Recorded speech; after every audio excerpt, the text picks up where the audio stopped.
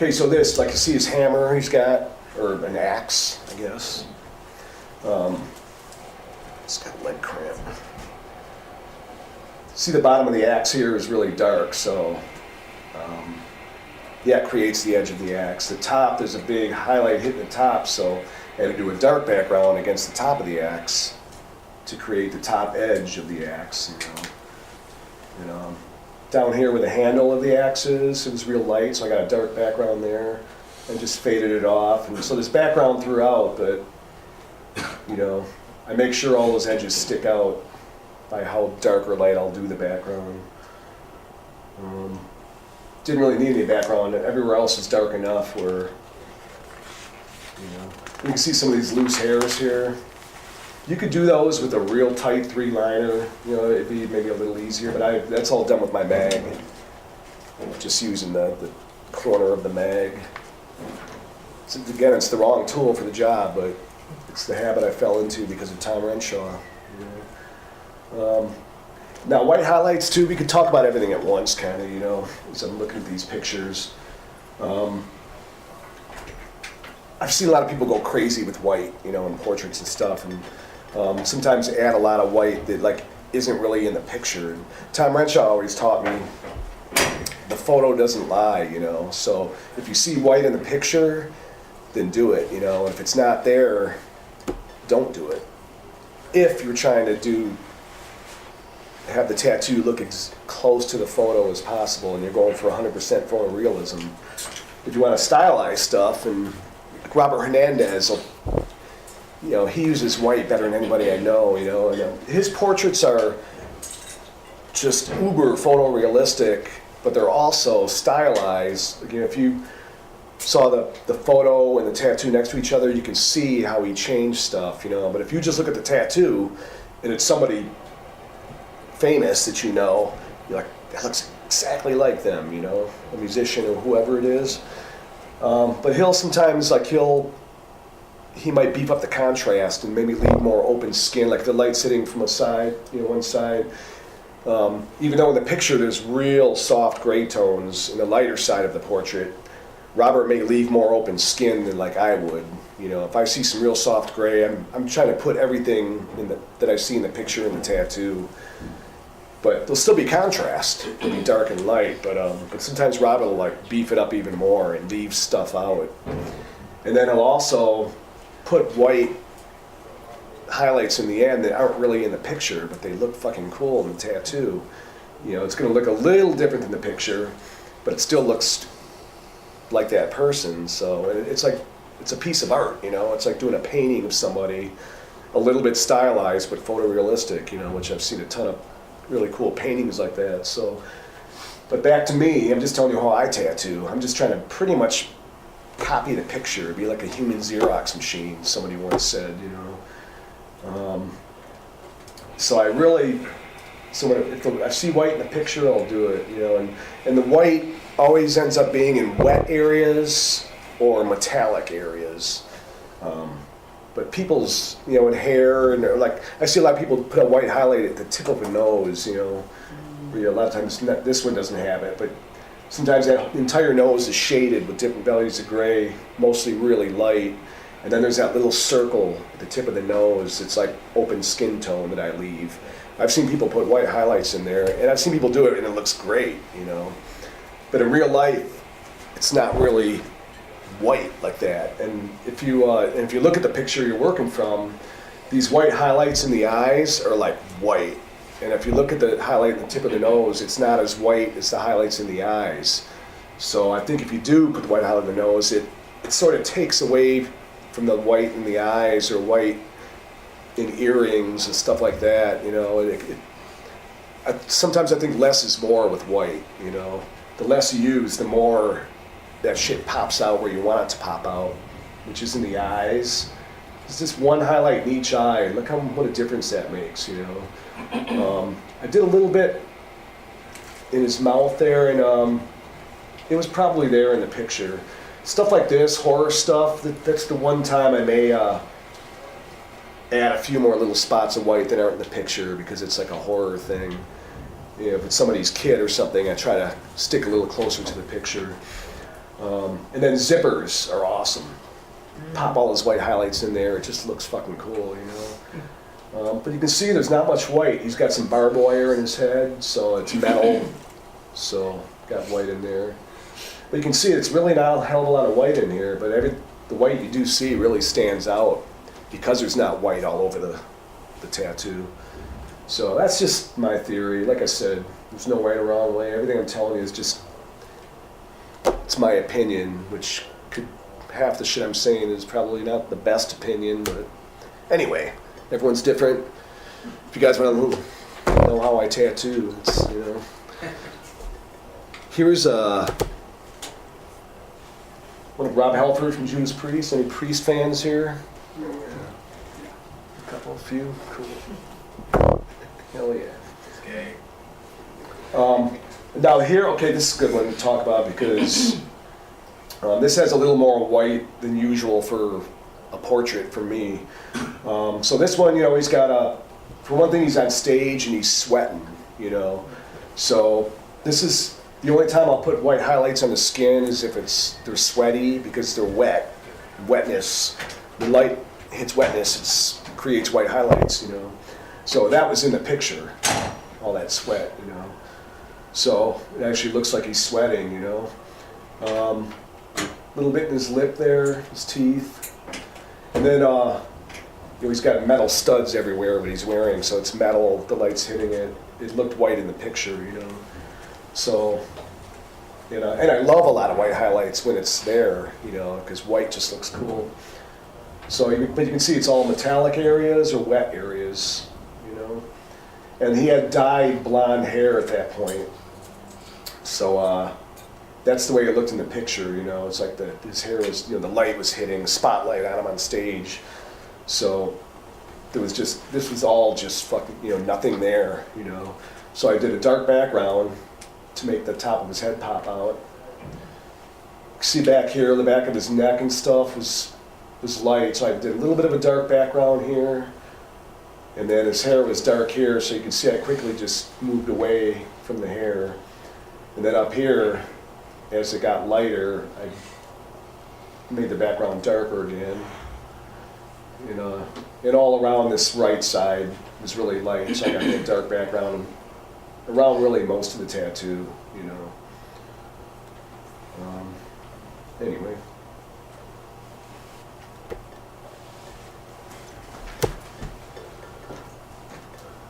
I love doing portraits of black people. It's just got all that dark value. You know, this was a fucking blast to do. Now, but you can see, pardon? I said I remember that one. What's that? I remember that Oh one. yeah, you were there. Yeah. It was Best in the Midwest. Yeah. So this one, there really wasn't much white. You can see there's one highlight in the eye.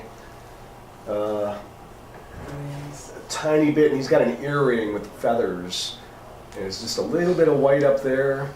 And he had all this bling, all these rings are all fucking bling. So I put a lot of white in there, and he had a little, you know, a bracelet on.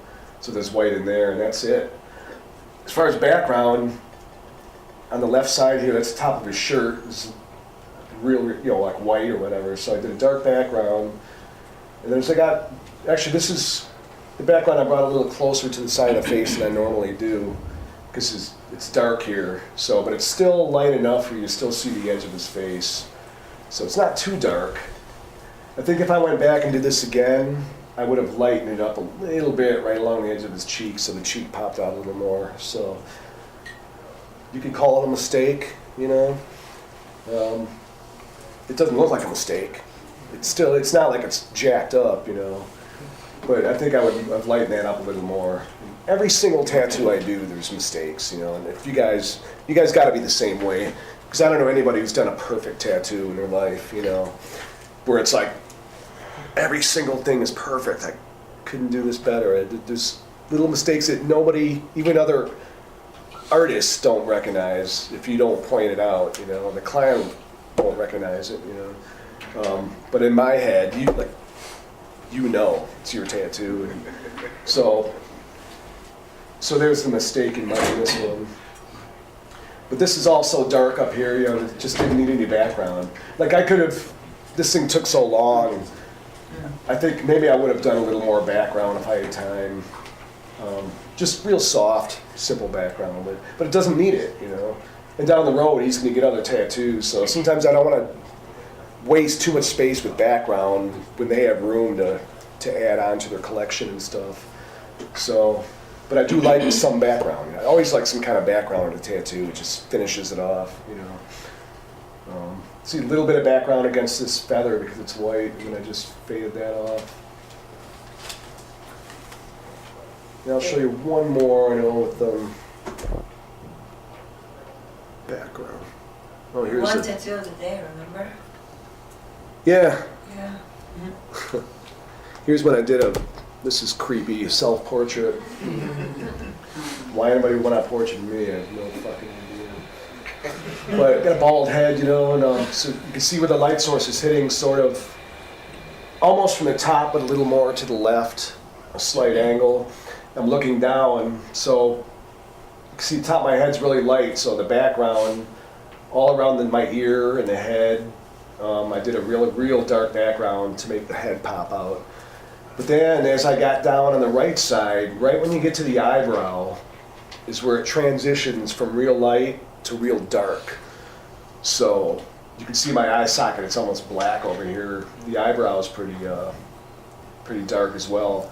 But I wanted to keep a consistent background around the entire tattoo, you know. Instead of doing like a real light background over on this side because it's dark, I kept it dark, you know, on the outside of the background here, so it kind of matches the other side. And then I just, you know, lightened it up as I got to the face and left that skin gap. So this side of the face still pops out, but there's also still a dark background, you know. So just play around with backgrounds to create those edges. So anyway, enough of that. The only white in this tattoo is in the eyes, and it's supposed to be a zombie. So You didn't throw white on the top of the head? No. No. That's just probably a little glare from the way the light's hitting it. But I did shade, like the very top of the head, there's some real soft shading, you know. So you can see that the highlight is here, you know. And when I'm doing portraits, you know, and you're shading a face, because I've seen a lot of portraits where they left too much open skin, you know. I think when I shade a face, probably 90% of the face has some form of value. Dark, super light grays. If you really look at this one, you see there's this one circle here in the head, but everything else is some kind of shade. Like I said, the outer edge, that's all real soft gray along there. Will you break up even the areas without any ink with water? You do that? No. No. If it's open skin, I just leave it open skin. You know, I don't want to shade over it and have it all red and irritated. You know, there's no reason for it. If it's just water, it's not going to be there when it heals. You know, and you can see like there's a highlight here. There's a little bit of open skin there. Just a tiny bit in here. It's mostly real soft gray. The nose is actually 100% shaded all the way through. I could have left a tiny bit of open skin here. You would think there would be, you know, but it looks like it's pretty thoroughly shaded. And then there's just a little bit in my lip there, and just a little tiny bit in the chin. And the rest of the face is like completely shaded out. So don't be afraid to really, you want to, you know, you want it to look as real in 3D as possible. So you have to shade what you see in the picture pretty much if you want it to look real. That's why I see a lot of people that they leave too much open skin wherever, and it's like, it looks pretty good, but it doesn't look exactly like the photo, you know. Can you talk a little bit about how you approach those big, open, soft gray areas, like above the eyebrow, the left? Yeah, well, this is back when I was using coils, so this was all done with a 7 mag and a 5 mag tube, and it's all like where it's black in here. I probably packed it in with little circular motions. All this black, obviously, I'm just packing it in. but every bit of this gray, even this dark edge here and everything, brushing it in, one stroke at a time. And sometimes I'll shade in one direction. Like I said, that backstroke thing I just do out of habit a lot and stuff.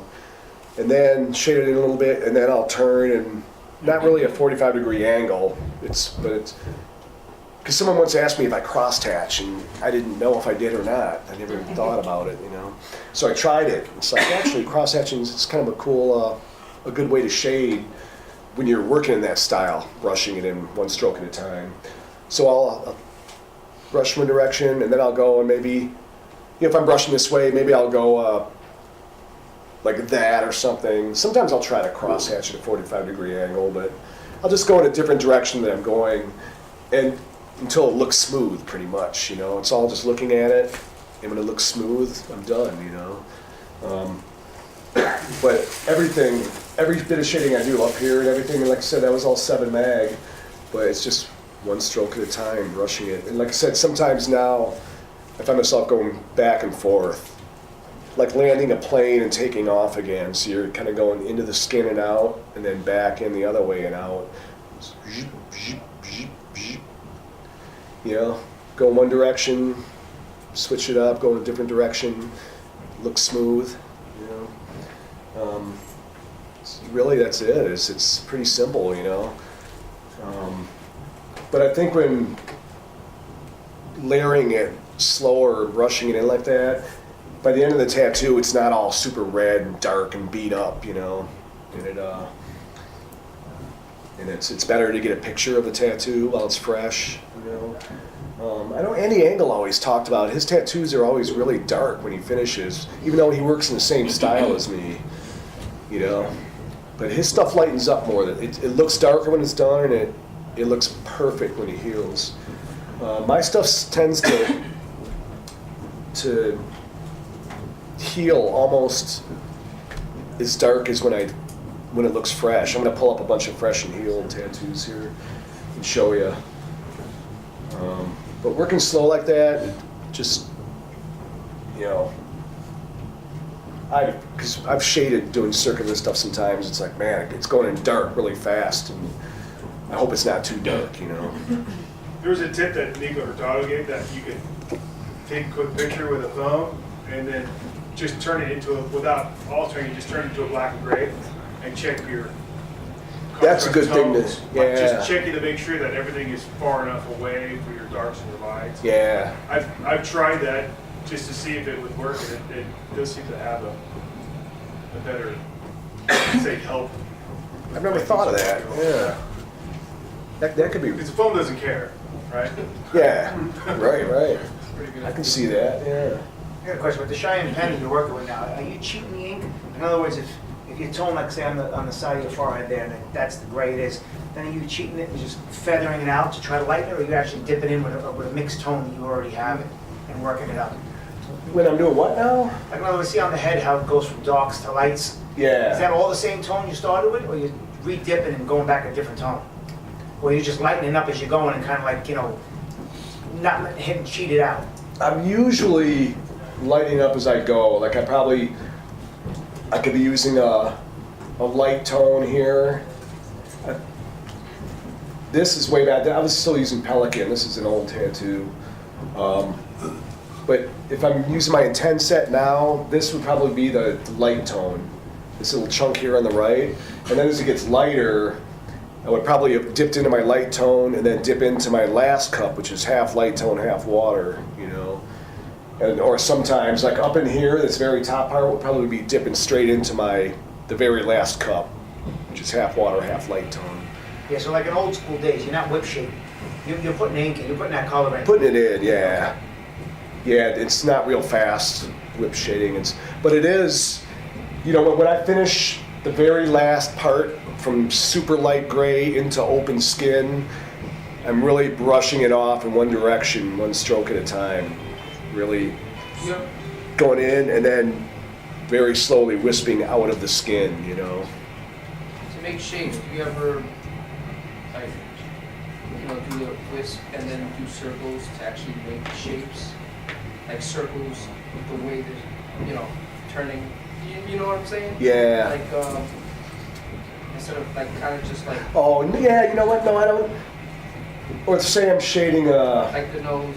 the nose. Sometimes, yeah, I think I like, say around this round thing here, Yeah, I might shade in the shape of that little thing, yeah. you know.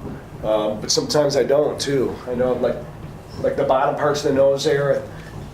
Like the dark part down here, I'm probably going in the direction of the shape of the nose. So sometimes I do that, yeah. You know.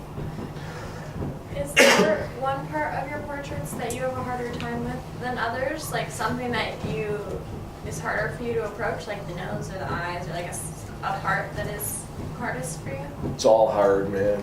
But noses are hard. I guess ears I find pretty easy, but you really gotta just take your time and, you know, noses are easy to fuck up, you know.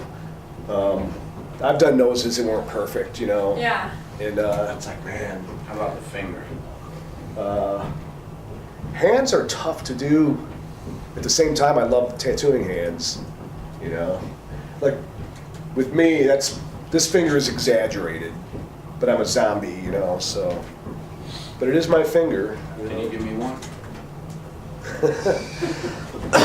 But like this, I mean, these wrinkles down here, down by the lowest knuckle there, that's definitely exaggerated. You know, this is all exaggerated a little bit. If it was a real hand, I would try to make it, I wouldn't exaggerate it, you know. But I think all my hands, a lot of times, they're exaggerated by accident, you know. I'm just trying to shade them like the picture, in a good way, you know. It's, you know, it looks cool still. Is there a part of the body that you try to stay away from? Or? Anything below the neck, yeah. No, you know. Because I see a lot of arms, you know, like Hernandez, like arms and legs, but I've never seen like, I've seen some chest and some backs, but That I've done, you mean? yeah, like, you Yeah. rather do arms more than anything else. Yeah, well, the reason I don't like doing, because people have asked for like a full body, you know, like on their forearm or something, you know, and the reason I don't like doing that is because the head's like this big, you know, and I think you can't go wrong with a nice big face, you know, and a big face just looks cooler than a whole body, you know. If you're from across the room, like from me to Bill over there, I could look at your arm and see it from here, but if it's a whole body, it doesn't have that same effect, you know. It doesn't jump out at you from across the room. And a big face, you can just cram all that detail in there. And a little head, you know, the smaller it is, the less detail you can get in it. And it really depends what you're doing. Like I just saw something Rojas did, Carlos Rojas, I think. Or Tibby? Tibby, yeah, that dude's, this guy Tibby from fucking Germany. He's from Hungary, but he lives in Germany, right? Yeah. He's fucking like the best I've ever seen portraits. I worked with him at the Detroit show last year, and he had his wife there with the portrait of Dave Grohl from Foo Fighters, Nirvana, the portrait of John Lennon. One of his wives. What's that? Yeah, one of his ones. One of his Serge- wives? It was Serge from System of a Down He too. doesn't have more. I don't even But they have multiple wives in I Hungary? don't even know. Hungarians are crazy, bro. Anyway, these portraits were like just the best I've ever seen, you know? Crazy. You know, and Freddie Negretti is good at doing really small portraits, you know? I'm not, you know? I can pull them off. I can do them. But I hate doing them. I don't enjoy them. I stress every time I do, and I just like a bigger face better than a smaller face, you know? But sometimes I'll see something where like Carlos Rojas just did this kid fishing. He's like walking on a dock, I think, or something, you know? And it looked really cool, you know? It was the back of the kid, so you didn't have to worry about detail in the face and stuff. So it depends what you're getting, you know? Sometimes I've seen portraits of, you know, like a father and son to get in a scene, camping or something or whatever. And it looks really cool, you know, but their heads are really small and they just can't look as cool if their heads were fucking way bigger, you know.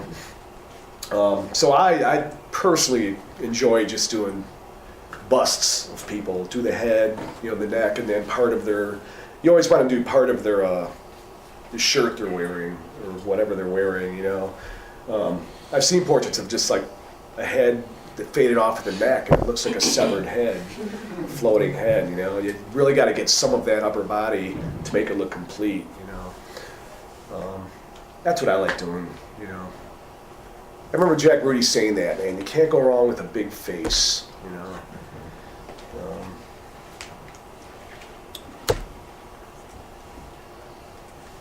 Do you have any of your portraits that have like really, really curly hair? Yeah, I was going to talk about curly hair. I should find him Dimebag Darrell. I've done a lot of Dimebag Darrell portraits, Pantera's guitarist. And he's got long curly hair, and it's the hardest thing to tattoo. I remember I did a portrait of a guy's mom. Her hair is like down to here, curly hair. And I remember, I think it took longer to do just the hair than to do everything else. Like she had a dress, so I did part of her upper dress with like a pattern on it and stuff. That and her face, took less time than just the hair, Yeah. And it's fucking a nightmare. And in my stencil, How it's, do you even approach it? Like, what do you do? I put as much as I can in the stencil, but I think with hair stencils, I found myself making them a little less cluttered than I used to, because I would get lost in it and stuff. So I think now if I'm doing curly hair, like I'm gonna get the gist of it, but definitely get those darker areas. And try to get it where I can read my stencil and do it, but it's gonna take you forever, curly hair. And I just work from the bottom up, and I'm just working my way up, doing your curls, your shading. Do you use the same needles? Yeah, that's where I would use the 5 mag straight to do probably every bit of that, Okay. You could use a 7 mag straight too, But I'll do it all with the mag for sure. Gotcha. Any kind of Do you have hair. any examples? I could probably find some curly hair. Like you have a folder that said Pennywise. Does he have curly hair? He is it, right? What's that now? You have a folder on there that said Pennywise the clown No, that's a from band. It. Do I? It was behind this whole thing. I think it's the band.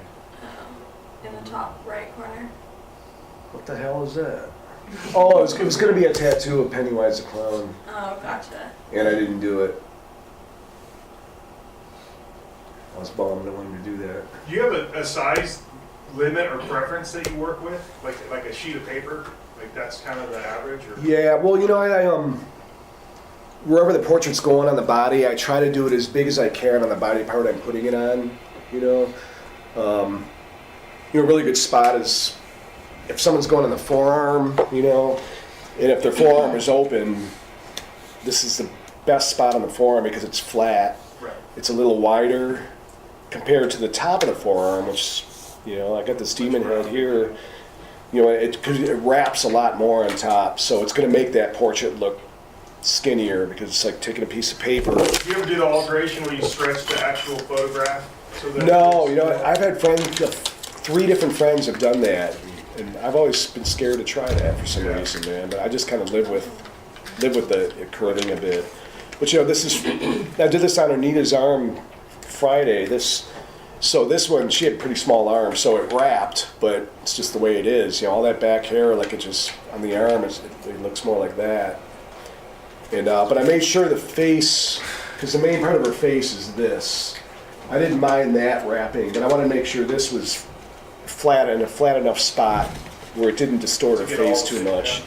The back's the least important part, of the tattoo. Even though, and if you go and look around that side of her arm, it looks good from that angle, But it looks good from every angle. It looks a little different because it wraps, So would you say that not only the body part is essential for size, but fit, but you're also looking at what it's going to look like on that body part? Yeah. Even though it might fit and look better or intentionally better, Yeah. it's not because you're going to get so much distortion over Yeah. or something. Yeah. Just for a face. Because I found that I make little tiny micro portraits, that's all I've ever done. And I'll notice that everything's cool when I'm on there and I'm stretching the skin out and everything's flat, but as soon as I back off, I'm like, fuck, the whole thing looks all narrow and Yeah. funky and stupid. Yeah. I mean, if somebody wants to on the top of the forearm, I want to do it as big as possible, but maybe I would do it a little bit smaller. I usually get out of putting them up there unless that's the only spot or something. But maybe I would do it a little smaller than I want to, so it doesn't wrap as much, you know. And here I do it as big as I can, and I don't care if the sides of the hair wrap around, as long as the face is pretty flat and stuff. And it's going to look a little different in the picture just about anywhere in your body because nothing is flat. Everything's a little curved. Thighs are cool because it doesn't wrap as much. It's a good place for a portrait. The chest on a guy, or some gals, you know, it's pretty flat, so that's always a good spot. I hate tattooing chests. It's a good spot for a portrait. You know, it's the arm I like this. I like the outside of the upper arm. Sometimes because I've done quite a few portraits on the shoulder area of the arm, you know. And the problem with, the biceps, a fairly flat area. It's not flat, but it doesn't wrap as much as like up here. When you get to your upper arm, it's like the front of the muscle, that deltoid. Is that a deltoid? Yes. Whatever. But you got a sharper wrap around the front. The back is more of a gradual wrap. So it's different from this side to that side. So if you're doing say you're doing a straight on portrait of somebody, which I have an example, and I want to do it as big as possible, you know, and I want to fill that whole upper arm, that whole area, nice and big portrait. But if you're going straight on, it wraps different from on one side than the other side. So if you're doing it really big and the eyes are falling like here and there, like if you look at it straight on from the side, the main viewing area, one eye might look a little, smaller than the other one, just because it's wrapping more there and it's not wrapping as much there. So, if you look at that smaller eye, just move over a little bit, look at it, it looks right, But if you look at it straight on and it's wrapping, if it looks different than the other eye, that's why I don't like doing straight on portraits up there, I did do a Johnny Cash on my buddy up there, and he had a pretty big upper arm, so. But the only thing that looked weird was the back of the head, because it was wrapping around the back of the arm, and the front, it sat nice. It was a straight-on shot of him. So the hair, when I was looking at it, that top of the hair, like the front looked good, and then the back kind of went, and it was like he fucking got hit with a cinder block or something, kind of flattened that side of his head, And but when you look at it from the side, it looks okay. So one thought could be like I'll have the hair come out a little farther, so when you're looking at it in the main viewing area, it looks correct. But then if you look at it from that side, it'd be sticking out farther than it should. So what I did to fix that problem, I kind of blended his hair in the background. So on this side of the hair, I finished it off, the outer edge of the hair and everything. About halfway through, I kind of blended it into a background, and then I had this swoosh background kind of coming up and over the hair. And so it filled that area, but it looked like background, It's sort of hair blended into background, kind of a little, sort of a surreal kind of thing, And it worked. It solved that problem, And with background stuff like that too, another thing, if I'm doing portraits on the outside of the forearm, and I want to do it pretty big, the biggest part of your forearm is like sort of up in this area, but as you the muscle here, like as you get to the top here, it kind of thins out here. It gets thin up by the elbow. So if you put a portrait on there, everything might look good, but then the very top of the head is going to wrap a little bit that way instead of that way like everything else. So it could look like they have like an egghead, So to fix that problem, and which looks cool anyways, I don't finish the outer edge of the hair. I blend it into a background. If it's a horror portrait, I'll do a smoky thing, Or if it's a a family portrait or something, it still looks cool if you just do some little swooshes or something and blend the hair out. Then you don't have to worry about that. And also you can shade in the direction and the shape of the arm and stuff, so gives it a little more flow, you know, and actually looks a little more like a piece of art. Instead of just slapping a portrait on somebody and doing it with no background or anything, it gives it a little more style, and it'll be different than anybody else who does the same portrait if it's a celebrity or something, you know, because you got your own little twist to it. And like I could show you, I did have something. Or this is a good way to solve a problem if their hair is chopped off and you can't see the top of their head. Some people might, hey, can you finish off the hair, you know? And it's like, oh, it just never looks right if you're guessing and doing something that's not there, you know what I mean? So I'll fade it off with background when it's chopped off somewhere. Show you one example. This is Peter Steele from the band Typo Negative. But this picture, it was just a picture of his face, and it was just, everything was chopped off, you know. So, but you could see his hair, like over here, you can see the hair, you know, he's got long hair. So it seemed just a bit of that hair, you could see it going all the way down, and it gives you the impression that it is long hair, which he has, you know. And then because it was chopped off, I just did like a weird smoky kind of background, you know. It looks cool, you know, it fits, he's kind of a creepy guy, you know.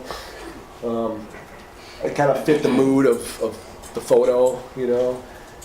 Same with the bottom, it was all chopped off. We did the Typo Negative logo here. And then I just faded it off with background. You know, and you got the face and just a little bit of, you got the hair attached to the forehead, that's all you need. You don't have to see the top of his head.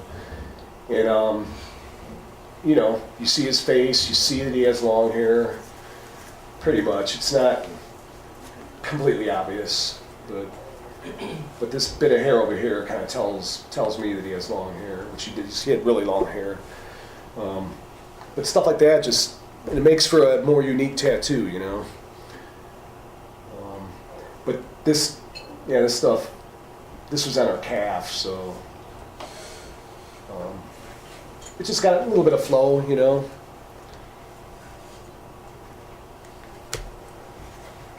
Anything else like that? Oh yeah, Arnold. Same thing, this was one of those cut off pictures, so you see on the right side just a little bit of his hair. You can see this is about where his hair would start in his head, but because I couldn't see anything in the picture, I just did all that stuff. And stuff like this, Terminator, you know, it looks cool to have flowy background and stuff. But it just solves those problems of that stuff not being in the picture, you know. Does that make sense, guys? Yeah. I feel like I'm not making sense. Let's see. Here's one, Britney Spears. Don't ask me why somebody would get Britney Spears tattooed on her. She's a friend of mine too, but bad taste in music. Unless you guys like Britney Spears, anybody, I'm sorry. But with this one, her hair was like, I can't remember if it was cut off in the picture or I just wanted to try something different, but I never do this, because she had blonde hair, but instead of normally I would have done a dark background around the edge of her, if her hair was that blonde. This is the only time I've done this, actually, but I thought it was kind of cool. I've seen it healed, it's still dark enough too, because you want to make sure this stuff isn't too light when it heals, you know. But I just sort of faded her hair off and left some open like highlights here. You can see there's more hair than what's there, but the way I faded it off, and you know, the light's hitting from above there, so I just sort of, you know, faded it off, and so it's like an unfinished top of the head with no background. Your eye finishes it anyways. Every time I'm looking at it, Yeah. I still see what's probably not there. Exactly. It's like an illusion, you know. It's, you know. So that was one rare thing when I did that. One thing I want to say, just looking at this, Every once in a while, like when I do add white that's not in the picture, sometimes on a lower lip, you know, there's always like it's a highlight in the lip. It may not be white, but it'll be lighter. Every once in a while, I might add a little bit of white in there that's not in the picture because white highlights on the lip look cool, you know, especially if it's a female portrait because they tend to have lipstick or lip gloss, which would be wet and shiny, you know. I can't remember in this one if there was actual white in the lower lip, but it looks cool. It looks like it would be in the picture, you know. Maybe it was, you know. And another rare thing I don't do, or thing I do rarely, is, no, I'm definitely not making sense. These white highlights on the lower eyelid there in the corner, I put a little bit of white there, and then some white highlights here in that upper lid. And it maybe that was in the picture, you know, but that usually isn't the case. Usually this upper eyelid is usually like a shadow because, you know, it's underneath this bridge of your eye, so the light is usually not hitting it. That's why the lower eyelids always look lighter than the upper eyelids, you know. Like here, you see it's darker here. This one's in the shadow from the hair. So, but this is usually shaded all the way through with like a medium gray or something. So I think those highlights must have been in the picture, I would imagine. And see the teeth there? I think that's the way the picture was. I saw like 3 little highlights in their teeth, you know, where you might tend to say, well, every tooth needs a white highlight, you know, but that's what was in the picture, so, you know. I could have put white highlights on a couple of the other teeth and it wouldn't probably look cool, but I didn't. And see the tip of her nose here? There's that little skin highlight, and then it's shaded all around.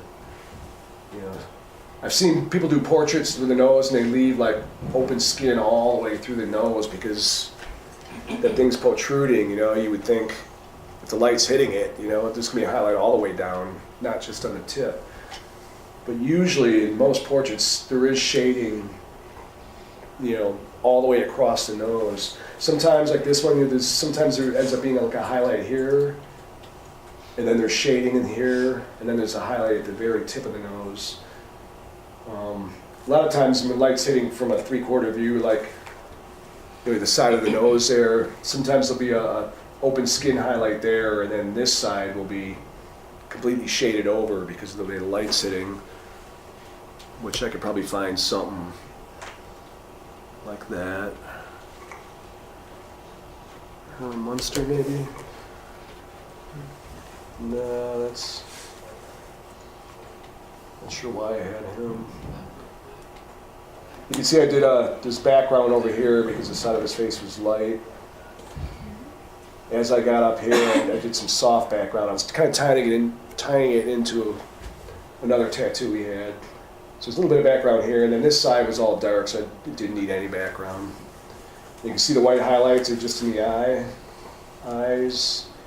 A little bit, I believe that's his tongue inside his mouth there. There's a little bit of white highlights in there, and then the bolt on his neck, it's metal. Do you have any glasses on? Yeah, I do. Let me check this. All right, here's one. See the light source is hitting a little bit more from the left side. So if you look at the nose, like this side here is lighter. This one's a bit darker, you know. I left more skin tone in here than usual, but I think that was just in the picture. A little bit of white in his lower eyelid here, and then the bolts, and that's it.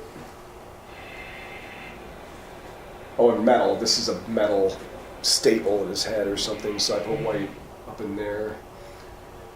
He's got more, but I couldn't see him in the picture. These staples, there should be one right here, but it wasn't in the picture, so I didn't do it. It should be there. Could be another fuck up. John Denver. There's one with glasses. I love doing glasses, but I'm always nervous about doing glasses, you know. They always seem to work out. And the glasses are cool because there's always white highlights in them usually. This portrait of John Denver. You can see he had a necklace on, so I got white highlights in the necklace. You can see the necklace going down. There's still a necklace here, but it was in like a shadow, so there's obviously no white highlights. It's just where the light's hitting the necklace is where I put the white highlights. His teeth didn't have any highlights in the picture. Now see when I mean about the lower lip, there's that skin highlight in there. Sometimes I'll add white in there that's not in the picture, but with John Denver, it would have been too much, I think. There's no white in his eyes, they were really dark. And if the glasses, if they look better from farther away, so if I zoom out, you know, they look better like that. But if you zoom in, you can see how flawed my glasses are. Because they're just fucking hard to do, man. So if they have a reflection across them from something, do you usually leave it as negative space, or do you put white in those? If I, If it's a really bright reflection. I'll do what's in the picture. If I see white in the eyes themselves, I'll put it in there. But if I don't see it, I won't. You know. One thing I don't like about glasses, like if there is really big reflections, especially white, because I don't like packing white in portraits and stuff. I have a hard time packing white, you know, and it can look a little weird. So if they do have that kind of glare, I like to leave those big layers like that just skin tone. Okay. And then I'll put white highlights around the rims of the glasses, but not on that big. Even though it's white in the picture, I'll leave that skin tone because it's so big. Okay. Because I think it would look weird if I tried to pack white in that big area. So that's usually what I do. But this one, you can see, it's probably all these spots of white were in the picture. But if you look at the bottom of this, man, when you really zoom in, it looks fucked up, you know? It's like I could have gone back and really tightened that up, but when I'm doing it, I didn't really see it, you know? But like when I do glasses like this, that's all I did that with a 3-liner. You could use a 5-liner, you know? So sometimes if glasses are big enough or they're thicker rims and stuff, I'll shade them all out, you know, and not, you know, may use a liner for parts of it or to tighten stuff up sometimes. I'll finish it off the liner, but these were real thin wire glasses, so I had to use a liner. But you can see part of it's like gray lines, like the bottom edge of this is a gray line, and then the top edge is more black. And it's just the way it looked in the picture. You see there's just some open skin here, like it's a black line around the bottom, and then there's the eyebrow area that creates the top edge of the glasses in that spot. So here you can see it's the same width as up here, but it's a black line at the bottom, and then the background creates the upper edge, where up here the white highlight creates the upper edge. This looks fucked up, doesn't it? I wish I didn't show you guys this. So it just shows nobody's perfect, right? But from far away it looks okay. But see him did just a hint of background against his white shirt to create his shoulders. And that's the only background I really needed. The shirt I just kind of faded out.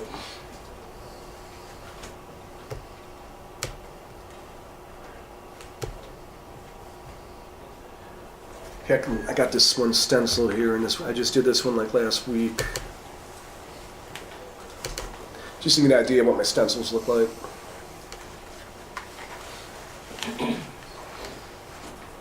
I don't know if you guys have seen Nico Hurtado stencils or any of those color guys. They're crazy. Like sometimes you can't even see a face in there, even though it's a big face. It's like, where? Okay, yeah, okay, there's the eyes. It's like tutorial videos on YouTube. They're like 6 hours long or whatever, you know? And they're so hard to follow, this stencil. Yeah. I've done like four collab tattoos with Nico. And the very first one we did, he made the whole stencil. And so I thought, no big deal, I'll work off his stencil, it'll be something new and different, you know. And then the whole thing, the parts I was doing, I'm like, I had to ask him, hey, what part is this? Part of the mustache. Okay, cool. And it was hard, it was stressful. So after that, we kind of collabed on the stencil. You know. Got a bit of both of us. They weren't too crazy, which his are crazy, but they were, you know, it was still, I could work with it, you know, but I had to have part of me in there too because it was so crazy. But like my stencils, you can see, like I like to be able to see the face in there, you know, so I don't go crazy with the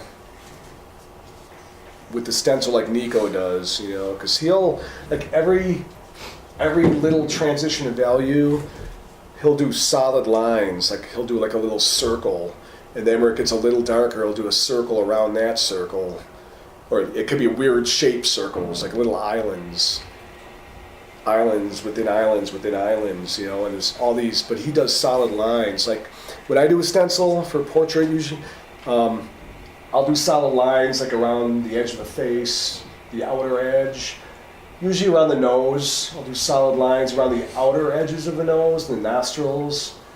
The eyes will be solid lines in that little eyelid thing there, you know, that's all solid lines. But any areas of value where it's soft and transitions from a darker to a lighter value, or, you know, those real subtle blends, you know, transitions from one value to another. I do that with dotted lines, and that tells my brain that, you know, that's a real soft area. You know, I've seen a lot of guys, all these little dotted line things I've seen people do all that with solid lines, and it confuses me, you know, and it seems to work well for more people than not though, you know, so I'm just showing you guys how I do it, you know. But I like to really be able to see the face in there. Because yeah, I mean, I've seen some crazy stencils. But all the helmet, you see it's, or like up here, you see I got all these solid lines here, and then there's one stripe where I did some dotted lines. Because over here, it was really light. See, these are all darker and crisper, but that one stripe there was like a real light color, whatever. So I did that dotted lines to tell me that was different than the rest of them, you know. And the speed equipment lettering here, in the picture, it wasn't like white, you know. It was as white as, you can see I got this Troy up here. That was the same value as the speed equipment, you know. They're white, but not like white, not like the white highlights in the eyes, you know. So with this, because I had all that black around this lettering, and I thought about not putting white in there, but I was thinking how it might age in 20 years, you know, because, you know, the ink kind of spreads a little bit and stuff. And putting that white in there, I think it's true, right? It won't spread into that area because it's packed with the value of color. Otherwise, that speed equipment might start to look not so good after many years, you know, where this way it'll hold up better over time. And it actually does make it stand out a little more. I think it looks cool, you know. But I didn't want to put white up here because this is all pretty light up here. And what do you guys think? Should I put white in there? I'm kind of like on the fence about that. You know, because it fades out. It said Troy something all up here. You guys might know. I just didn't want to. I decided not to put white up there. So, I mean, you can go either way, you know, but It's not really a focal point. yeah, You get drawn to his eyes either way, so. yeah, And if you would have done it up top, it made it sort of boxing thing. yeah, I think it'd make your eyes wander up more than, yeah. you know, when you want them looking at the eyes. Because this, yeah, the value in the Troy was probably the same value as this right around it and stuff, so it might stand out too weird. But I think here it worked, you know. I'm glad I did that, the white down there. So anyway, get an idea what my stencil looks like with the finished tattoo.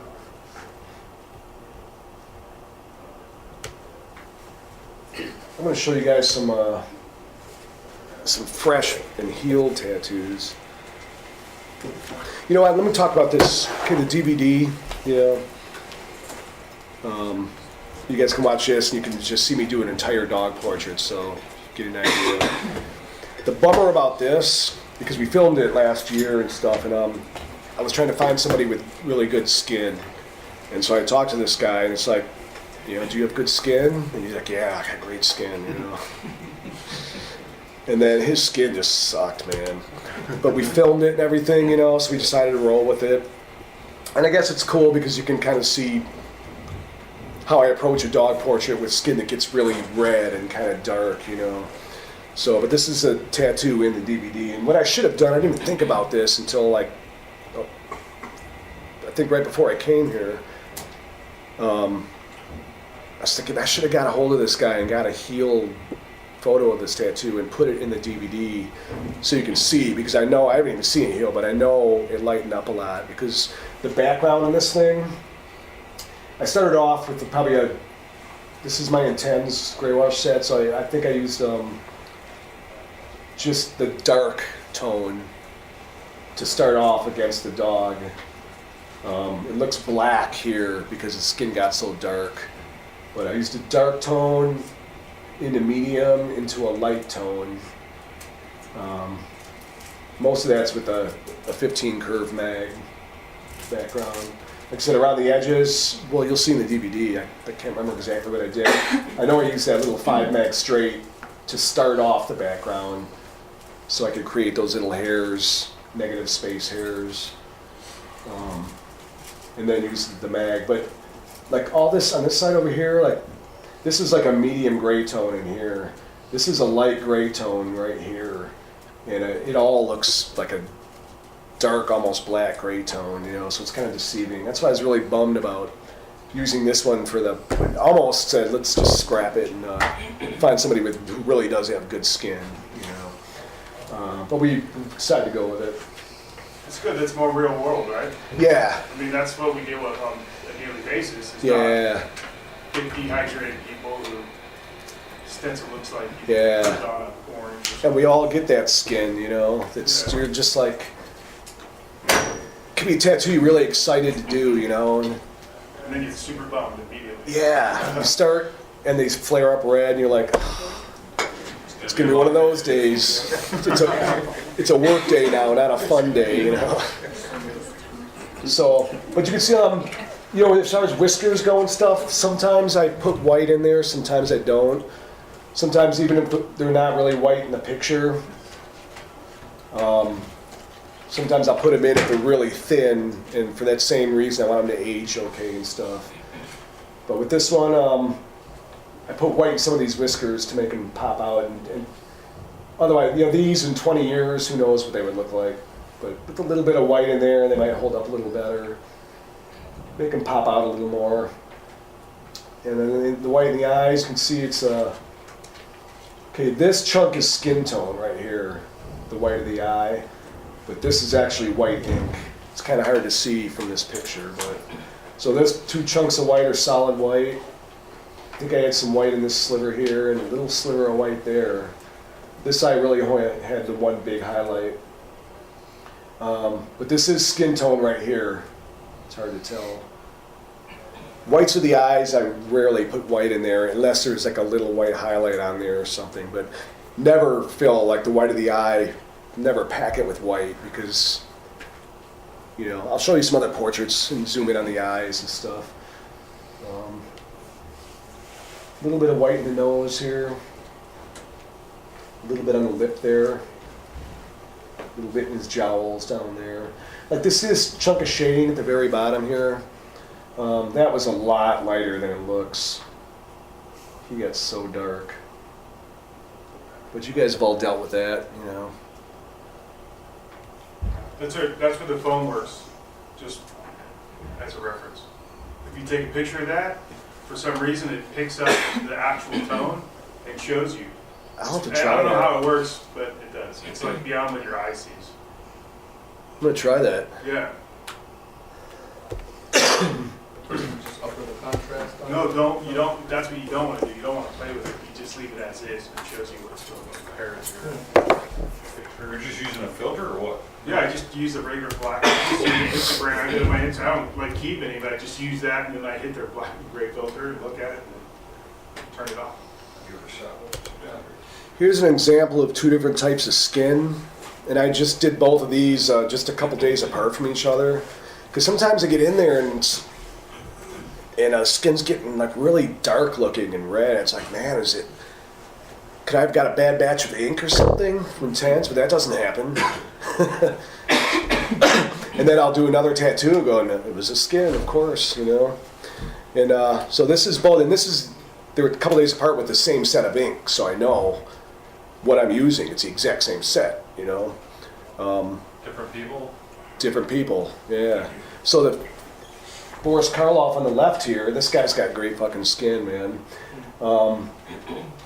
You know, see these tones in his forehead? These light tones, that's like the same tone pretty much. Actually, like right here, this is even lighter. That's gonna fade into this super, super soft gray. He said it healed good. Because I always like, man, God, I hope this isn't too dark when it heals, you know. But I know what I'm dipping into, you know what I mean? So it's like, it can't heal too dark. I know what I'm using. So you always gotta rely on how you work and how you dip and go, okay, I work like this every day. I pretty much know what I'm doing every day. I know what I'm, you know, it's just, I know what I'm, work the same way all the time pretty much. And now that I'm using my gray wash set, because when I used to use Pelican way back in the day, I'd have a cup of black, second cup halfway Pelican, halfway water, and then a cup of water. And I would just use those 3 cups. And it's all how you dip, you know, you mix. Sometimes you might dip in the black cup and then run it in the middle cup. You might run it equally in 2 cups, you know. And just play around when you might run it in 1 cup and then run it in another cup a little longer to just sort of mix up the grain. It's really hard to describe, and really it doesn't make much sense, but it just works. And it's black and gray I picked up from my very first black and gray tattoo. That was the only thing right off the bat I got down. First, by the time I finished, it was a skull. My first black and gray tattoo. It was the 4th tattoo I did. I did 3 solid black tattoos, a black and gray tattoo, and then 2 color tattoos. And then I started full-time tattooing. But the skull was the one that just came out exactly how I wanted it to. It healed up. I didn't have to do anything to it, you know. And I think it's because my whole life I've only drawn in pencil and stuff. I'm a black and white guy. Black and white horror movies when I was a kid, you know, I never really painted, you know. I mean, I had art class in school and high school, and I quit drawing after high school art class or whatever, and I was playing in bands all through my 20s and stuff, and I didn't draw at all, ever, not once, from probably 18 years old until I was 30 years old. I got my first tattoo, and that got me back into drawing. So I started drawing skulls and stuff, and then I took a basic drawing 1 art class at a community college 2 nights a week, and fell in love with drawing again. So I spent about 3 years drawing before I started tattooing. But those 3 years, doing that first art class, I got reintroduced to charcoal. I don't even remember using charcoal when I was a kid or anything, but fell in love with charcoal, you know. And I started doing these big 18 by 24 charcoal portraits and stuff. Did a lot of old classic horror portraits and stuff. And so when I started tattooing, my brain had a really grasp of black and white values more than any other kind of art, you know. That's the only thing I did. That's why I think I picked up black and gray right away. It was a real easy transition to skin for me, you know.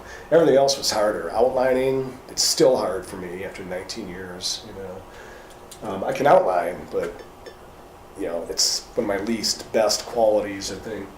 Some people are natural outliners, I'm not. I can do it, but, you know, and I think I was a better outliner when I started, because I outlined every day, and now I hardly ever outline anymore, so you get kind of rusty at anything if you don't do it, whatever it is, you know. Anyway, back to these, you know, like this background here, That top part is just super, super light gray. Um, you know, exact same ink. You know, the skin too, it was smooth, you know, like it went in smooth, just fucking dark as shit. So, anyway, you always hope for skin like this on the left, man. That it's just pure joy to tattoo skin like that, you know? There's nothing funner than to do a black and gray portrait on the best skin ever. If you're getting a lot of redness in a black and gray tattoo, is there anything that you do personally to kind of combat that? No, you know, Outside of vaccine, I see your little fucking fingers.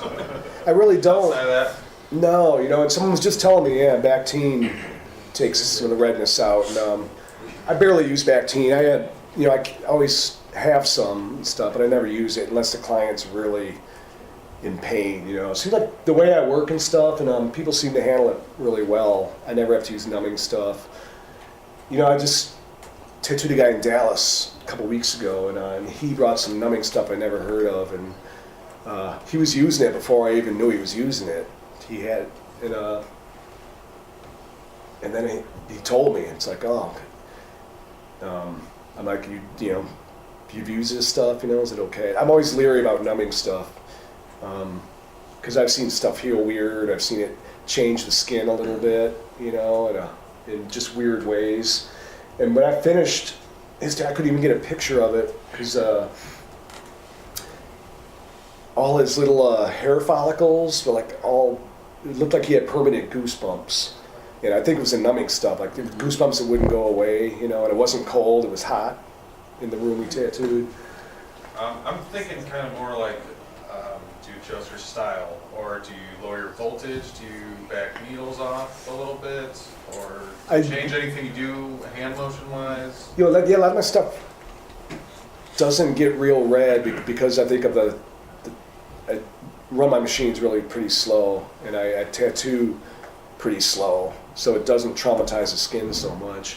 One thing I have noticed, so it's with the Cheyenne pen, sometimes my tattoos seem to get redder, a little redder than when I use coils, but that Frankenstein, you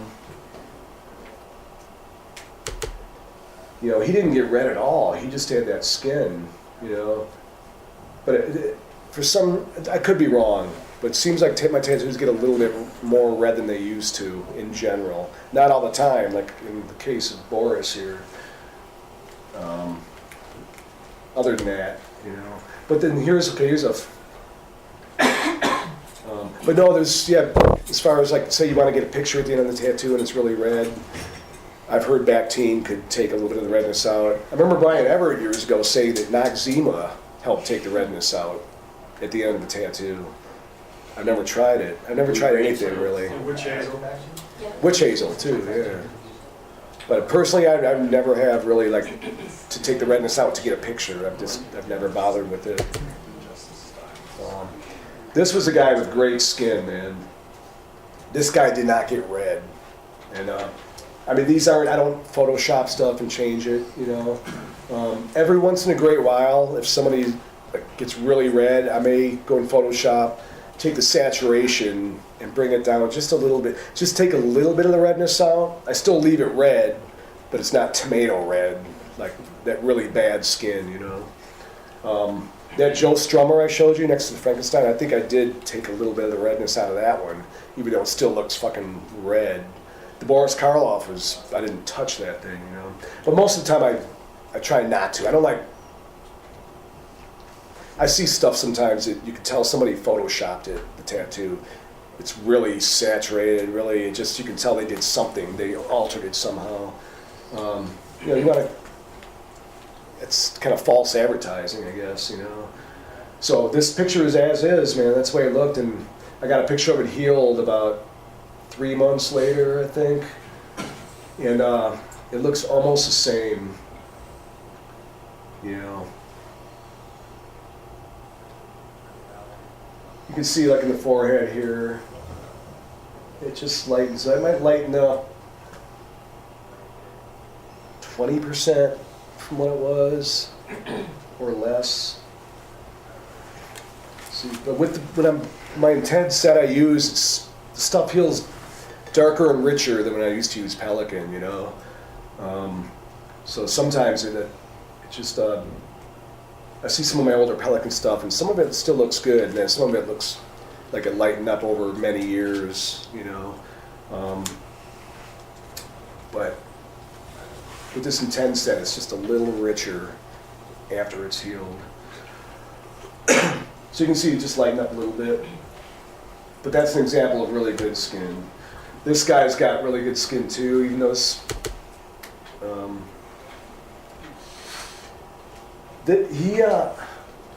this looks redder, I think, than it did when I did it for some reason.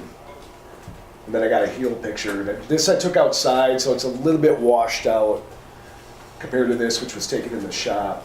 This is out in front of the shop, I think, same shop. So it's not quite as light as that picture looks. It looks a little more like this, but with no redness. So. Do you have any pictures of your collab pieces? I do, yeah, I'll show you. Freddy Krueger, fresh and healed. You can just see how, like, this one's pretty red, you know, so you see when that redness goes away. Some of those real light areas, you know, that are kind of red.